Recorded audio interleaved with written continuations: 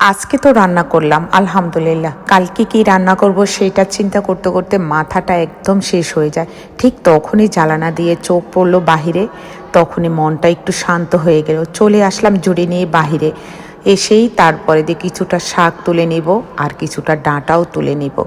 এই করে কিন্তু প্রতিদিনে যায়। আজকে রান্না করেছি তো কালকে কি রান্না করব ওই চিন্তা করতে করতে মাথার অর্ধেক চুল ফেঁকে গেছে। এইভাবে কিন্তু প্রতিটা দিনে যায় আমাদের প্রতিটা গৃহিণীর মেবি। আমার হচ্ছে প্রতিদিন, জানি না প্রতিটা গৃহিণীর কিভাবে হয় তা জানি না আমি। এভাবে করে তারপরে এই যে শাকগুলো তুলতেছি, শাকের ডাঁটাও তুলতেছি, আমি আমার মেয়ে দুজনেই তুলতেছি।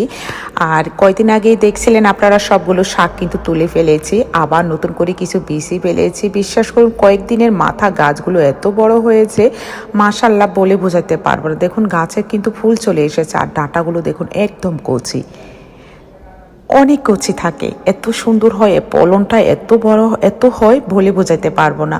তো কালকে রান্না করব, কালকে তো শাকগুলো তুলে আবার রান্না করা অনেক দেরি হয়ে যাবে, সেই জন্য আজকে শাকও তুলে নিচ্ছি, ডাঁটাও তুলে নিচ্ছি। আজকে একদম কেটে কুটে রেডি করে রাখবো কালকের জন্য, যেন কালকে রান্না করতে দেরি না হয়।